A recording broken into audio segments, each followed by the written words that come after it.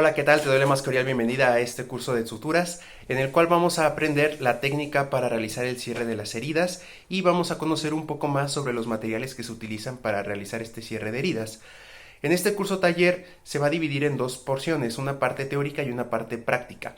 Este video nos va a servir para cubrir la parte teórica, en donde vas a poder adquirir los conocimientos para saber qué materiales de sutura existen y cómo elegirlos, así como saber cuál es el proceso mediante el cual se cierra la herida a través del proceso de cicatrización. Es muy importante que esta parte del curso la realizas tú en tu casa para que puedas repetir el video tantas veces sean necesarias para adquirir los conocimientos teóricos necesarios. En la parte teórica, en la parte presencial del curso, lo que realizaremos solamente es la práctica, es decir, nos pondremos a realizar puntos de sutura ya en los simuladores que tenemos. Primero vamos a definir qué es una sutura. La sutura es el cierre de una herida. Se puede definir como sutura al procedimiento mediante el cual se realiza el cierre de una herida, entendiendo la herida como una solución de continuidad. Se refiere solución de continuidad porque solución viene de la palabra solute, que significa separación, es decir, la separación de los tejidos de tejidos blandos. Eso es una herida. Cuando nosotros realizamos el cierre de esta herida, a ese procedimiento se le conoce como sutura. Sin embargo, también la sutura se puede definir como el hilo, como el material con el cual se va a realizar el cierre de esa herida. Por lo tanto, la palabra sutura puede referirse a un verbo o a un sustantivo. En cuanto a un poco de historia, tenemos que hemos pasado a lo largo de la historia durante diferentes procesos en donde se han utilizado diferentes materiales para el cierre de las heridas. En Egipto, en el año 1550 a.C., de acuerdo con lo referido en el papiro de Smith, las heridas en la cara y partes delicadas del cuerpo se trataban con material adhesivo usando para su curación grasa y miel, que son materiales viscosos que ayudaban al cierre de las heridas, algo así como utilizar los pegamentos tisulares que se utilizan actualmente. En Arabia, en el año 900 a.C., se utilizaba el kitgut para suturar las regiones como el abdomen. Kit significa cuerda de violín, que era fabricada a partir del intestino de vaca. Actualmente utilizamos un material muy similar que es el catgut. Esto en Arabia en el año 900 a.C. También en la India, en el año 600 a.C., se utilizaba especie de hormigas gigantes para unir los bordes de las heridas, dejando solamente la cabeza usando la mordida como pinza. Así, el momento de desprender el cuerpo de la cabeza, se cerraba la pinza que hay en la cabeza y esto cerraba las heridas como una especie de grapa que también se siguen utilizando actualmente las grapas, dejando solamente la cabeza para el cierre de la herida. También se utilizaba algodón, cuero, tendones y crin de caballo. Durante la Edad Media, en el año 476 al año 1453, se ocupaba seda. También los judíos utilizaban la técnica de provocar una nueva hemorragia en la herida, creyendo que se lograba una mejor cicatrización. De esta manera creían que purgaban la herida y la limpiaban. También se vertía vino en las heridas y para las suturas usaban hilo delgado, el cual era fabricado a partir del intestino de animales. En otros momentos durante esta era se utilizó la seda, la cual se enceraba para un mejor deslizamiento y evitar lesionar el borde de la herida, lo cual también es una técnica que se utiliza actualmente en la fabricación de algunos materiales de sutura. En el Islam se discutía el uso de la sutura versus la cauterización para el cierre y la curación de las heridas. Por otro lado, durante el Renacimiento, entre el año 1510 y 1590, se usaba aceite de saúco caliente para cauterizar. Asimismo, la mezcla de yema de huevo, aceite de rosas y terebinto ayudaba a una mejor cicatrización con efectos antiinflamatorios. Actualmente ya no se utilizan ninguno de estas situaciones, ya que se sabe que el utilizar materiales orgánicos puede aumentar la infección. También se utilizaban vejigas de animales en muñones de las amputaciones. En México, durante el siglo XV, los aztecas usaban cabello como material de sutura. De esta manera, ellos cerraban la herida utilizando el cabello.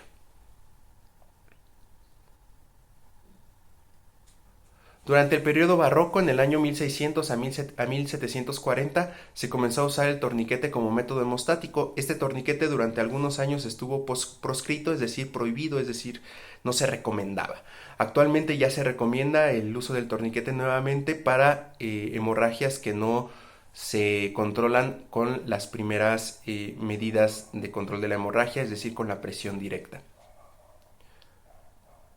En el romanticismo, entre el año 1800 y 1848, la regla de oro para el manejo de las heridas era el drenaje, el uso de líquidos y la colocación de un material extraño en la superficie cruenta para provocar la supuración de la herida, y de esta manera creían que se tenía una mejor curación de la misma. Lister, entre el año 1860 y 1861, comenzó a utilizar el catgut carbólico y el catgut crómico, originalmente elaborado a partir del intestino de gato. De ahí su nombre. Actualmente se sigue utilizando el catgut y se obtiene generalmente a partir del intestino de ovejas. En Alemania se dio lugar a muchos de los avances más importantes en la creación de las suturas.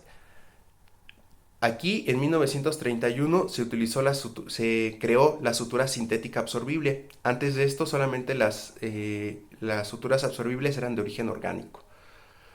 En 1939 se crearon las poliamidas. En 1950 se crearon los poliésteres. Y en 1970 se creó el ácido poliglicólico y el prolén. Todos estos avances se dieron en Alemania, uno de los sitios en donde se han creado los mayores avances en los últimos años en cuanto a materiales de sutura. Existe un concepto importante que debemos de manejar, que son los tiempos fundamentales de la cirugía. Estos tiempos fundamentales de la cirugía son los que nos van a ayudar a realizar cualquier procedimiento quirúrgico. Cualquier procedimiento quirúrgico que realicemos está basado en estos tiempos fundamentales, que constan de corte o incisión, hemostasia, exposición, el procedimiento propiamente dicho y el cierre o sutura. Vamos a ver cada uno de ellos, empezando por corte o incisión. Para el corte o incisión, generalmente utilizamos materiales como el bisturí para el corte de la piel y de los tejidos más profundos. Se suelen utilizar dos bisturís, uno para la piel y otro para los tejidos más profundos, para de esta manera disminuir el riesgo de infección. Existen otros materiales que utilizamos para el corte, como el electrocauterio, que es una especie de lápiz que en su punta se calienta para realizar el corte. Este mismo electrocauterio nos sirve para la hemostasia, que vamos a ver más adelante. También se utilizan las tijeras. Existen dos tipos de tijeras básicamente, las tijeras rectas y las tijeras curvas. Para el corte de tejidos utilizamos siempre las tijeras curvas, mientras que para el corte de material como la sutura utilizamos las tijeras rectas. Existen diferentes tipos de tijeras, como las Metzenbaum o como las tijeras Mayo. El siguiente paso de cualquier procedimiento quirúrgico es la hemostasia. Generalmente después del corte hay sangrado, hay hemorragia. Para detener la hemorragia se utiliza un procedimiento que se llama hemostasia. A este procedimiento, mediante el cual detenemos la hemorragia, puede haber de dos tipos: hemostasia temporal o hemostasia permanente. Para la hemostasia temporal utilizamos presión directa, es decir, con algún apósito o alguna gasa se hace presión directa sobre el sitio de la hemorragia y de esa manera se detiene la hemorragia de forma temporal. También existe la hemostasia temporal mediante el uso de pinzas hemostáticas. Se coloca una pinza para cerrar un vaso sangrante, un vaso que tenga alguna hemorragia, y el momento en el que se retira la pinza vuelve a sangrar. Por eso es una hemostasia de tipo temporal. De las pinzas hemostáticas tenemos de diferentes tipos. Las más comunes, las más conocidas, son las tipo Kelly, de las cuales también tenemos Kelly recta y Kelly curva. En cuanto a la hemostasia permanente, esta se puede realizar mediante la ligadura de los vasos sanguíneos, es decir, utilizando también material de sutura para ligar los vasos sangrantes en ese momento. También se puede utilizar la cauterización mediante el electrocauterio, que comentábamos es una especie de lápiz, la cual en su punta se calienta para realizar la cauterización. El siguiente paso fundamental de la cirugía es la exposición, la cual consta de dos partes. Por un lado, la disección, que significa separar los tejidos entre sí, es decir, por ejemplo, si tenemos músculo de grasa, se puede separar mediante la utilización ya sea de instrumental o por disección digital, es decir, utilizando los dedos. Y el segundo paso de la exposición es la separación, en la cual los tejidos que ya se han separados entre sí simplemente se hacen a un lado para dejar expuesto el sitio importante o el sitio de interés quirúrgico.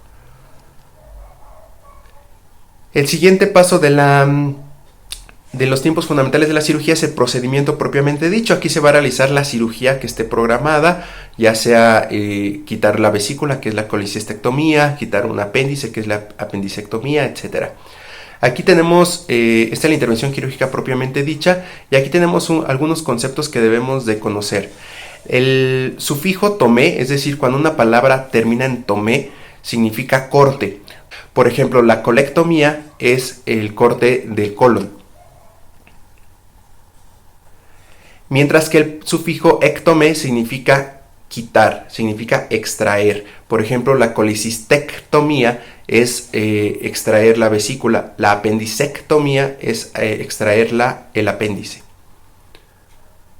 Y por otro lado, el sufijo ostomé significa conectar con la superficie. En este caso, por ejemplo, la colostomía es conectar el intestino a la superficie del abdomen, que sería en este caso la piel. Y por último, el último tiempo fundamental de la cirugía, que es el que más nos vamos a enfocar durante este curso, es el cierre o sutura de la herida. Aquí se utiliza la sutura de la herida mediante el material de sutura. Sin embargo, existen otros materiales para el cierre de las heridas, no solamente la técnica de sutura y el material de sutura. También se puede utilizar pegamentos tisulares, los cuales unen los tejidos. Sin embargo, no se recomiendan mucho en zonas de presión o en zonas de alta tensión, como en zonas de pliegues, por ejemplo, porque se separan muy fácilmente. Otro de los materiales que se pueden utilizar para el cierre de las heridas es las cintas adhesivas, como los vendoletes, y también se pueden utilizar las grapas. Sin embargo, actualmente el procedimiento más utilizado para el cierre de las heridas es la sutura, la aplicación de material de sutura para el cierre de la herida. Tenemos diferentes formas de clasificar las heridas. Estas heridas se pueden clasificar por el grado de contaminación en heridas limpias. Estas heridas limpias son aquellas que se realizan de forma planeada o programada en tejidos sanos con previa antisepsia del mismo. El ejemplo clásico es la herida en la piel que se hace durante una cirugía programada, en la cual la piel es previamente sana y sobre la cual se realiza una limpieza antes de la incisión. El riesgo de la infección en este caso de heridas es menor. Por eso es importante realizar la técnica aséptica, que en un momento vamos a ver de qué trata. Otro tipo de heridas, de acuerdo con el grado de contaminación, son las heridas limpias contaminadas. Las heridas limpias contaminadas son aquellas que se realizan en forma programada con técnica aséptica sobre tejidos contaminados en su interior de forma natural. Estas incluyen las que se realizan en la vía aérea y digestiva, cuyo interior contiene gran cantidad de bacterias en forma fisiológica. Este tipo de heridas tienen un mayor riesgo de infección y siempre se ha de usar un antibiótico de forma profiláctica para evitar el riesgo de infección de la herida. Por otro lado, tenemos las heridas contaminadas o sucias. Estas heridas contaminadas son aquellas que, independientemente del tejido involucrado, se realizan sin antisepsia previa y bajo condiciones no asépticas. El ejemplo son las heridas traumáticas. Aquí el riesgo de infección es alto, por lo que es importante el tratamiento antibiótico profiláctico para disminuir el riesgo de infección. Y por último, tenemos a las heridas propiamente infectadas. Estas heridas infectadas son aquellas en las que hay presencia de microorganismos en proliferación. Suelen ser heridas en piel previamente contaminada, donde consta la presencia de bacterias, generalmente mediante el uso de cultivos bacteriológicos, o bien heridas que tienen más de 12 horas de evolución, que en cualquier caso deben de considerarse como infectadas. Otra forma de clasificar a las heridas es según la cronicidad. En esta manera se clasifican en heridas agudas y crónicas. Entonces, por la cronicidad de las heridas se clasifican en heridas agudas. Las agudas presentan una mejoría en tiempo y forma predecibles, con pocas complicaciones. Por otro lado, las heridas crónicas van perdiendo su fuerza de tensión, ocasionando que el cierre dure más tiempo del predecible. Esto puede ser causado por desnutrición, quimioterapia, alteraciones inmunológicas, diabetes, edad avanzada, entre otros factores que disminuyan la actividad del sistema inmune y el proceso de cicatrización. Otra forma de clasificar a las heridas es de acuerdo con su origen, es decir, cómo fue que se realizaron estas heridas. en este caso por su etiología. Pueden ser traumáticas cuando están involucradas un accidente o un trauma previo, o pueden ser heridas quirúrgicas cuando es un procedimiento quirúrgico el que da origen a estas heridas. Antes de hacer el cierre de la herida, debemos hacer un manejo previo de la misma. Este manejo previo incluye la anestesia, la antisepsia, la técnica aséptica, la esterilización y la desinfección. Es importante porque estos pasos nos van a ayudar tanto a disminuir la molestia en el paciente utilizando la anestesia, como a disminuir el riesgo de infección. La anestesia se refiere a disminuir el dolor, a disminuir la sensibilidad que hay en la herida para que se pueda realizar el cierre sin mayor molestia al paciente. La antisepsia se refiere a la eliminación de la mayor cantidad de microorganismos sobre una superficie. En este caso se utilizan soluciones antisépticas como pueden ser el yodo, como puede ser el alcohol, etc. Mientras que la técnica aséptica es una técnica mediante la cual se pretende mantener la esterilidad de los instrumentos que se van a utilizar. De esta manera no contaminar los instrumentos para disminuir el riesgo de infección. Por otro lado, la esterilización es la eliminación de los microorganismos y sus esporas de las superficies inorgánicas. Y la desinfección es la eliminación de la mayor cantidad de microorganismos de las superficies inorgánicas. Una manera de definir a la antisepsia es la eliminación de la mayor cantidad de microorganismos sobre una superficie orgánica, es decir, sobre la piel. La esterilización es la eliminación de la mayor cantidad de microorganismos y sus esporas de una superficie inorgánica, es decir, del material que se va a utilizar para realizar el cierre de la herida. Y por otro lado, la desinfección es la eliminación de la mayor cantidad de microorganismos de las superficies inorgánicas. Y nuevamente la técnica aséptica es la que se utiliza para mantener la esterilidad de los instrumentos.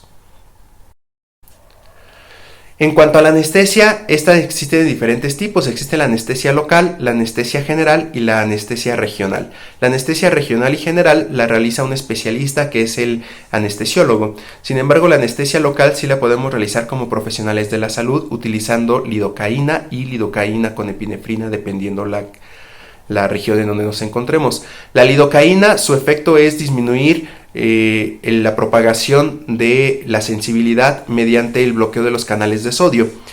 Por otro lado, tenemos otro material que es la lidocaína con epinefrina. La epinefrina es un vasoconstrictor, es decir, hace que las arterias se constriñan, se hagan más pequeñas para disminuir el sangrado.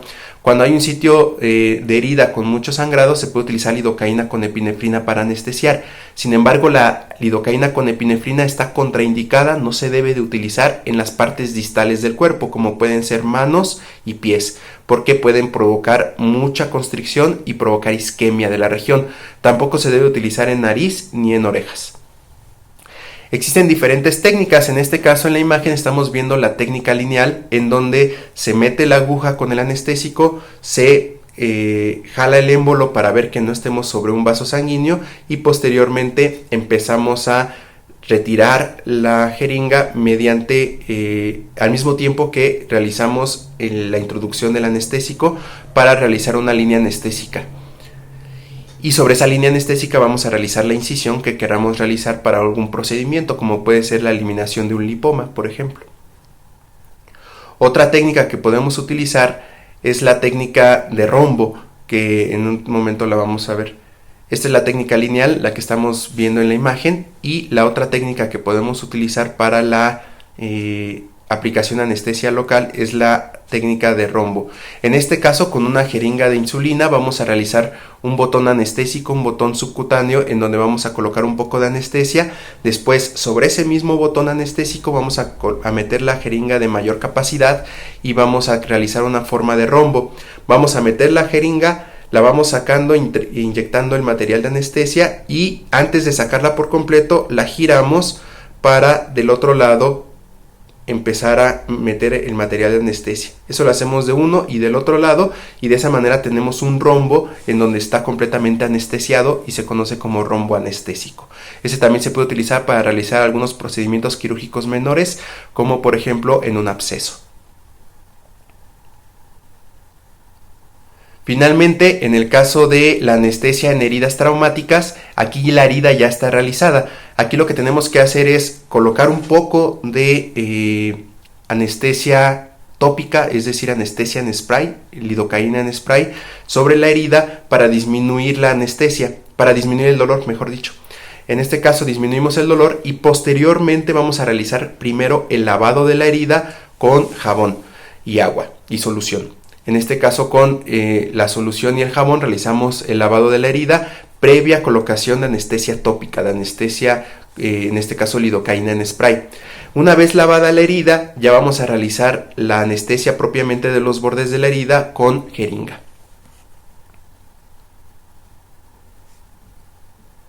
Bien, ¿cómo se clasifican los materiales de sutura? Los materiales de sutura se van a clasificar de diferentes maneras. Se clasifican en suturas naturales y sintéticas. Las naturales provienen de un origen orgánico, mientras que las sintéticas provienen de un origen más inorgánico.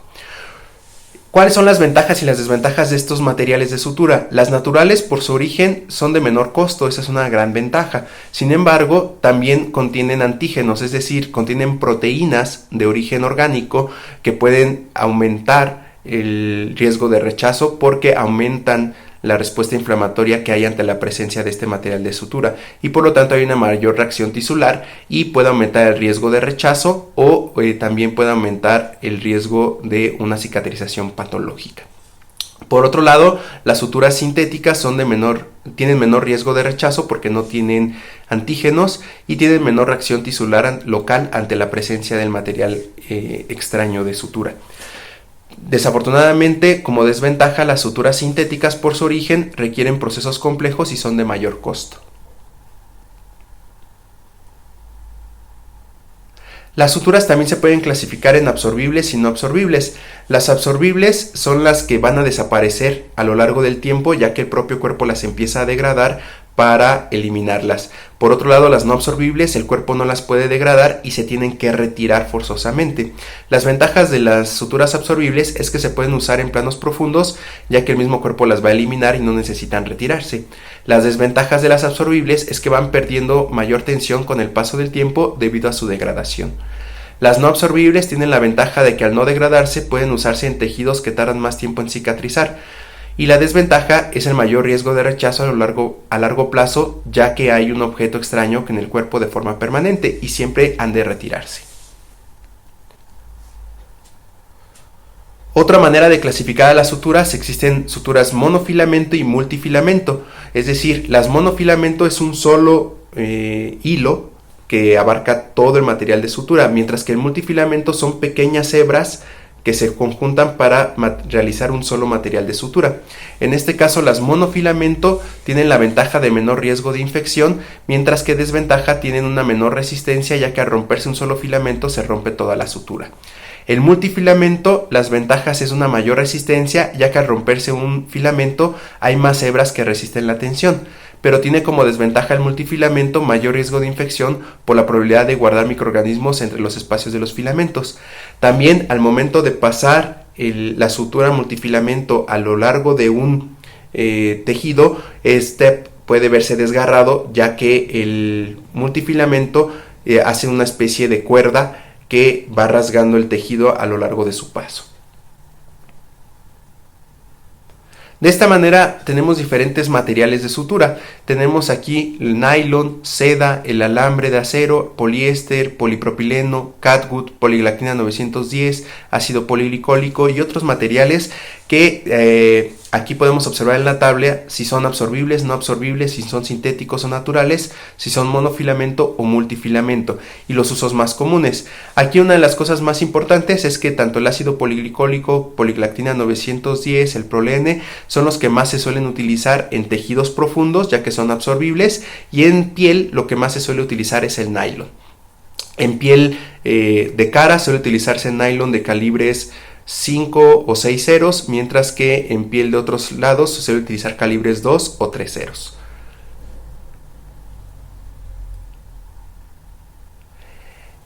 En cuanto a los materiales absorbibles, aquí tenemos una tabla del tiempo que tarda en absorberse. En la primera columna tenemos el tiempo de absorción total, es decir, en cuánto tiempo va a desaparecer por completo la sutura, pero lo que más nos debe de interesar es el duración de la fuerza de tensión, es decir, por ejemplo, el catgut simple, aunque tarda 70 días en absorberse por completo, su fuerza solamente dura de 7 a 10 días, por lo tanto solamente nos va a ser útil durante 7 a 10 días.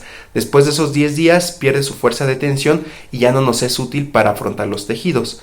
En este caso, el ácido poliglicólico, que es uno de los materiales que más se suelen utilizar, su duración en cuanto a la fuerza de tensión es de 14 a 21 días y la duración total en el cuerpo es de 60 a 90 días. Tenemos diferentes maneras de medir el grosor de las suturas. Tenemos la unidad de Estados Unidos y la unidad europea. La unidad de Estados Unidos se mide en ceros y la unidad europea se mide del 0.1 al 8. La más utilizada, la que más utilizamos en México, es la unidad de Estados Unidos, que es a través de los ceros. Aquí podemos ver el número 7, que podemos ver en la imagen, tiene un grosor de 1 milímetro. Comparado con un número 7 ceros, podemos ver cuál es la diferencia. Mientras que el número 7 tiene un grosor de 1 milímetro, el número 7 ceros podemos ver que tiene un grosor de 0.05 milímetros. Mientras mayor número de ceros tenga una sutura, más delgada va a ser la sutura, menor grosor, menor diámetro va a tener. Esto es importante porque, por ejemplo, para materiales de 8 ceros en adelante suele utilizarse algún material de aumento, como pueden ser lupas, y a partir del 10 ceros se requiere forzosamente el uso de microscopio. Como comentábamos, para la piel suele utilizarse calibres 5 o 6 ceros y para otros lados de piel podemos utilizar calibres 2 o 3 ceros dependiendo la tensión. Mientras menos ceros tenga el material de sutura, más grosor va a tener y por lo tanto mayor resistencia, pero también va a tener mayor memoria. La memoria es la capacidad que tiene la sutura de mantener su forma original. Es como si fuera un mini alambre. En cuanto a las agujas que vienen con las suturas, tenemos diferentes tipos de agujas. Las agujas nos van a ayudar a meter o a introducir el material de sutura a través del tejido y de estas tenemos de diferentes formas. Tenemos agujas curvas, agujas rectas o agujas media curva, dependiendo su uso. Las que más solemos utilizar son las agujas curvas. Sin embargo, las agujas media curvas se utilizan sobre todo en oftalmología y las agujas rectas ya caen en desuso. También el ojal que tenemos ojal tipo francés que se deben de montar en la sutura. Esa suele utilizarse más en veterinaria, igual que las agujas con ojal convencional suelen utilizarse más en veterinaria. Mientras que en las agujas sin oval son las que se utilizan sobre todo en medicina. En medicina se utilizan agujas sin oval, que es decir, sin ojal, que ya vienen montadas. Ya de fábrica ya viene unida el material de sutura, el hilo viene unido ya a la aguja de forma de origen, es decir, de fábrica. De acuerdo a su forma, las agujas curvas pueden ser de 1/4, de 3 octavos, de medio o de 5 octavos. Las que más suelen utilizarse son las de 3 octavos y las de medio círculo. En cuanto a la forma de su cuerpo, tenemos diferentes tipos de agujas. Tenemos las agujas de corte convencional. Estas, al momento de realizar el cierre de la herida, al pasar por el tejido, pueden desgarrar un poco más porque la punta del cuerpo se encuentra hacia el sitio de la sutura. Estas se utilizan sobre todo en cirugía plástica y en cirugía general. Tenemos las de corte reverso, estas tienen la punta hacia abajo y son menos traumáticas al momento de pasar la aguja a través del tejido. Estas son utilizadas sobre todo en cirugía plástica y cirugía general. Tenemos las de punta roma, estas tienen cuerpo redondo y la punta es chata, la punta es roma y se utilizan en tejido fiable como hígado o riñón. Tenemos también las de punta usada, en donde son de cuerpo redondo, pero con punta un poco más puntiaguda en relación a las de punta roma. Esas se utilizan en cirugía general, en neurocirugía y en ginecobstetricia. Tenemos también las de cuerpo redondo con punta cortante, en donde el cuerpo es redondo pero la punta tiene forma de diamante. Tenemos otras, las sausadas de punta cortante, que se utilizan sobre todo en cirugía cardiovascular. Estas, por ejemplo, para atravesar tejidos más duros, pero a la vez friables, como pueden ser las válvulas. Tenemos también las espatuladas, que se utilizan sobre todo en cirugía oftalmológica.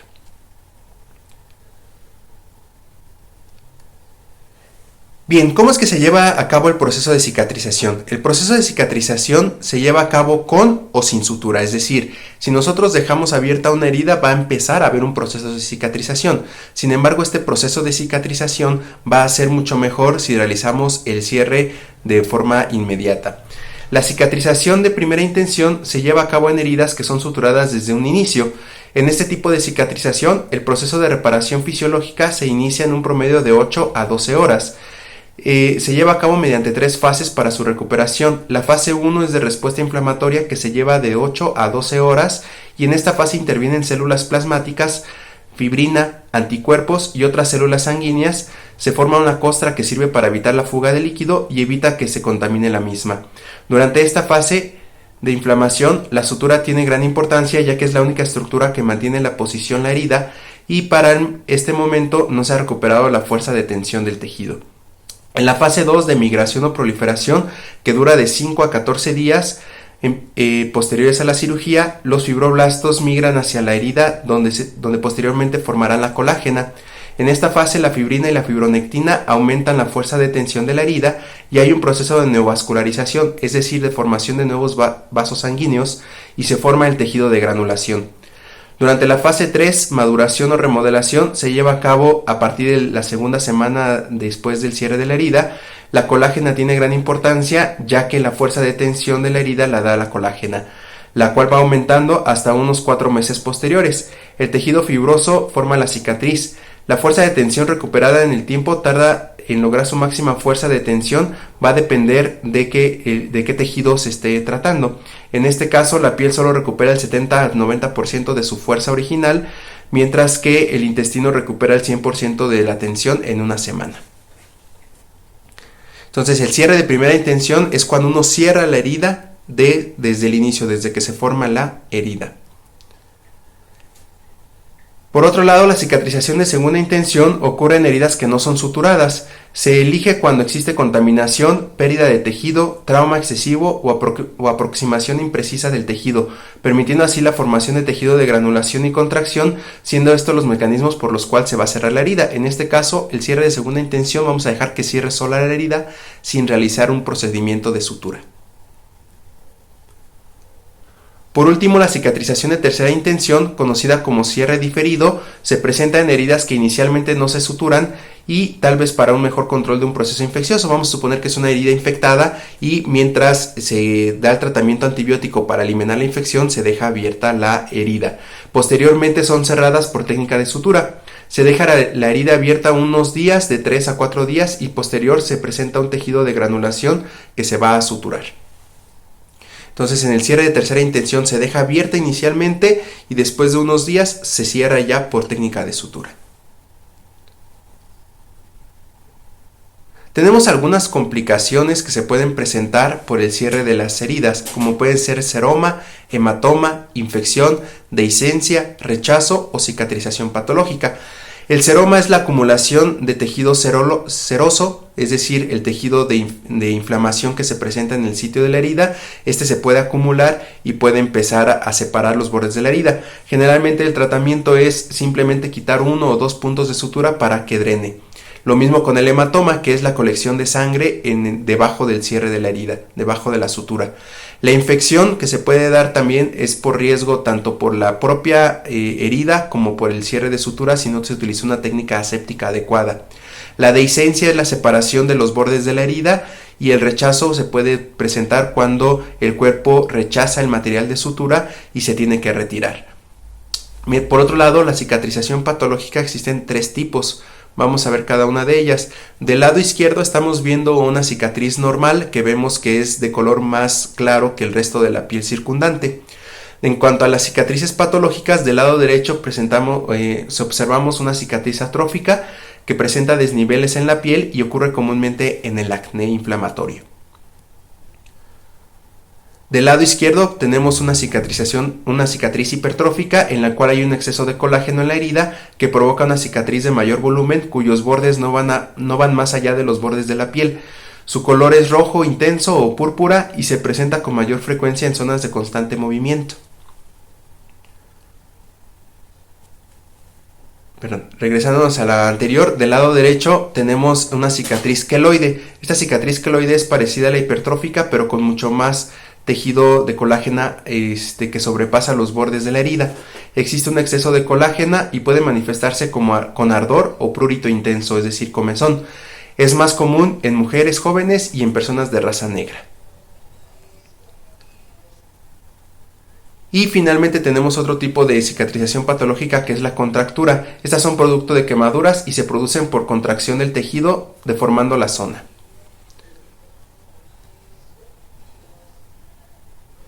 Finalmente, para terminar esta parte teórica, vamos a poner en práctica algunos de los conocimientos que hemos adquirido.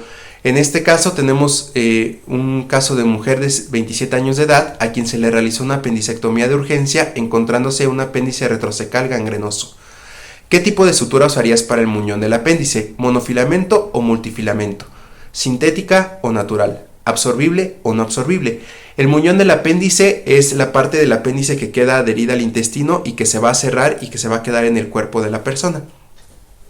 En cuanto a monofilamento o multifilamento, se preferiría un multifilamento. ¿Por qué? Porque aunque el monofilamento va a dañar menos el tejido, es una zona de mucha fuerza porque ahí se lleva a cabo los movimientos peristálticos, por lo tanto hay mucha fuerza en el intestino y para eso necesitamos un material de mayor tensión, como es el caso del multifilamento. En cuanto a sintética o natural, preferimos una sintética porque disminuye el riesgo de rechazo y preferimos una absorbible porque es un lugar en donde ya no vamos a poder retirar la sutura posteriormente. En el siguiente caso clínico se trata de un hombre de 70 años de edad. Como antecedente de importancia destacan diabetes tipo 2 de 15 años de diagnóstico no controlada. Hace 20 años se realizó una laparotomía con perforación del divertículo intestinal. Hace 24 horas presentó dolor abdominal difuso de inicio súbito. No ha evacuado en las últimas 48 horas. Se realizó una laparotomía exploradora encontrándose múltiples adherencias intestinales, por lo cual se realiza lisis de estas. La lisis de las adherencias es quitar las adherencias para que el intestino quede libre. ¿Qué tipo de sutura elegirías para el cierre del plano muscular? Para el plano muscular sería monofilamento, multifilamento, sintética o natural, absorbible o no absorbible. En cuanto a monofilamento y multifilamento, preferiríamos una multifilamento, ya que como es un plano muscular, es un plano de mucha fuerza que requiere mucha tensión y preferimos el multifilamento. En cuanto a sintética o natural, preferimos sintética. Prácticamente siempre se ha de preferir sintética porque disminuye el riesgo de rechazo y de reacción local, y se va en este caso a preferir una absorbible porque es un plano profundo que no vamos a poder retirar. Tercer y último caso, mujer de 40 años de edad, niega antecedente patológico de importancia para el padecimiento actual. Inicia el día de hoy con dolor abdominal súbito tipo cólico en hipocondrio derecho. Se realiza diagnóstico de colecistitis crónica litiásica, es decir, piedras en la vesícula e inflamación de la misma. Por lo que se decide realizar colecistectomía laparoscópica, es decir, quitar la vesícula mediante una técnica de mínima invasión. ¿Qué tipo de sutura se recomienda para el cierre en la piel de este caso? Monofilamento, multifilamento, sintética o natural, absorbible o no absorbible. Generalmente aquí para piel preferimos nylon, que es una sutura monofilamento porque tiene menor reacción tisular y no requerimos mayor tensión en estas zonas de piel, ya que la tensión se lleva sobre todo en el plano muscular. En cuanto a si es sintética o natural, se prefiere una sintética porque tiene menor riesgo de reacción inflamatoria y de rechazo. Y se va a preferir una no absorbible porque la vamos a poder nosotros retirar. Esperemos que con estos 3 ejemplos de casos clínicos te haya quedado un poco más claro la elección del material de sutura.